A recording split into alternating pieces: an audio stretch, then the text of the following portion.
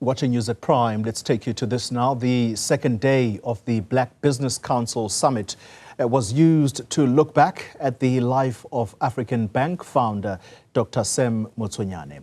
Delegates also reflecting on the country's progress in transforming the economy over the past 30 years. Business reporter Ntokozo Khumalo joins us now for a quick update ahead of President Cyril Ramaphosa's keynote address this evening. Ntokozo, good evening to you. Let's get a sense of what has been said at that summit on day 2. The understanding is that this possibly will be a wrap of that summit. Certainly, we are wrapping up the evening, and I'm sure you can see behind me, dinner is coming out ahead, of course, of President Cyril Ramaphosa's address. And it was a 2-day summit and really tracking the progress made in ensuring that black business becomes mainstream or part of the mainstream economy. And of course, today was also, a reflection on Dr Sam Motsuenyane, who is the founder of African Bank, really regarded as the father of black business, being able to get that business off the ground even during apartheid years. So really connecting to business owners here, reflecting on that progress that's been made over 30 years. And I have one such businessman here that I'd like to just ask what business you are in. And as a black business, the relevance and importance of business owners such as Dr Sam Motsuenyane, who started, getting into that entrepreneurial route even during apartheid. What does that legacy mean for us now taking it forward 30 years? I think if you look at, the genius that Dr Motsuenyane was, he really became a path creator, not a pathfinder. He didn't find the path, he created the path for us to be able to be sitting here today and talking about how we can move from the second-tier economy into the first-tier economy. And unfortunately, if you look at where we are now, I don't think we have moved at the speed and the depth that we should have in closing the gap between the informal and the formal market. Having said that, and I believe as a country, we've got amazing policies that we just need to enact and be very, very strong about it. And we don't need to be apologetic about saying we need to give the same environment to black upcoming businesses that the old government gave to the African upcoming businesses to build, the Vanderbilt Park of this world, the East Coast of this world.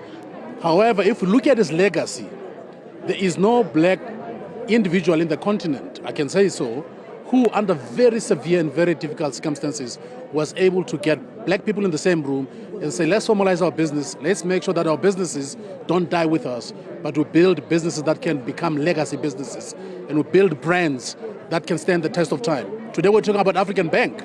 That's his baby. Without him, there would be no African Bank. And I make a joke and say, people say we should build a state bank. African Bank is a state bank. It's owned by Reserve Bank, by a few banks, which means we can take it and make it the bank of the people. And for me, I hope tonight and today in this country that will produce more Dr Motsuenyanes, especially from the female perspective.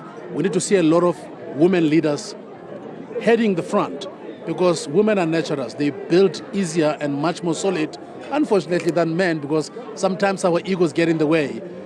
But for what he has done for me, what he has done for the business in this country, and what the young people can learn from this legacy, is that it does not matter where you are today. What matters is how big your dream is and how much you're willing to work hard to make that dream a reality. Absolutely. Thank you so much for those insights. And of course, that's a relevant message for young people in the country dealing with those economic challenges that they do face in the current climate, making it really hard for them to actually be able to get into business and see those businesses being able to grow. And that was really part of the message that Dr Sam, through his foundation, was also pushing in his last days, saying that young people need to be upskilled, young people need to look for those opportunities for entrepreneurship and to start their own things. And talking about young people, we have some young men here. We're still going to go searching for those women that are scattered across the room.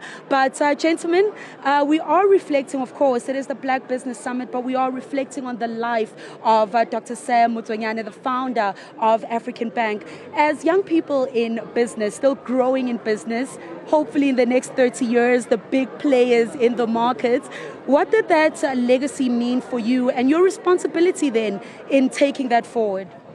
Thanks a lot. Look, Dr Sam is a pillar of our country's, not only the business community, but also the rural communities as well. I mean, what he has done go Interfelt in his later years, I mean, the humble door to the legacy that he left.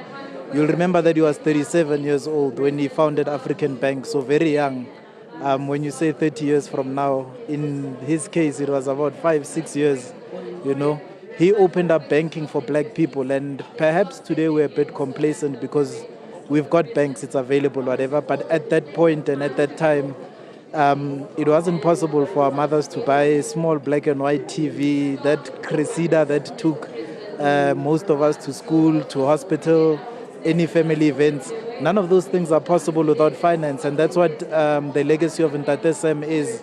I mean, 97 years is a long time, and to summarize that in 2 minutes, I don't think I'd be able to. It's impossible, yeah. And just quickly, we are expecting President Cyril Ramaphosa to walk in at any moment. So I suppose I'm going to throw that question to you a little forward.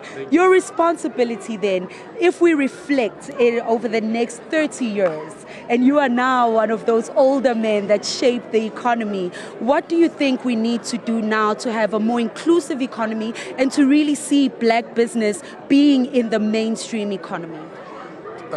Thank you for the question. Like, what we need now for as black businesses to actually be on the mainstream economy, we need to make sure that we create jobs. And to create jobs, I don't think is the most difficult thing, because we do have a land. And what we can do is we need to bring back the manufacturing companies that we used to have in our townships. Like, for instance, there are places like Harankua, it used to have a lot of factories around. So at this current moment, those factories are closed. So we need to bring factories around the townships and around the towns, where people don't even have to travel miles away to get to their workplaces. So what I need today, and what I believe that maybe at some point the president could address, is to have a way of how can somehow be possible that we bring back the manufacturing that we used to have in South Africa. We can't be ordering a toothpick from China. We can't be ordering plastic plates from India or other places. Those are things that we used to do years ago. And for instance, places like Ramolope Bakery, which it was sun-baked. It used to be in Harankua. They used to make bread from that side. So those are things that they need to take back to their townships, because if they take back the manufacturing to the townships, then South Africa, it will be a better place. We wouldn't have crimes in the townships. We wouldn't have break-ins and all these things that are happening in the township. So for now, I just believe that Cyril could just be look forward to those kind of things, because it's so easy to do that, because those factories are still there, but they are empty, there's nothing. So young people like us, we're ready to do that, but when we have to do that, there's so many requirements that needs to be done. But all I could say is that it's possible, and it could happen. The economy is in our hands as young people, so we need to stand up and fight for our economy also.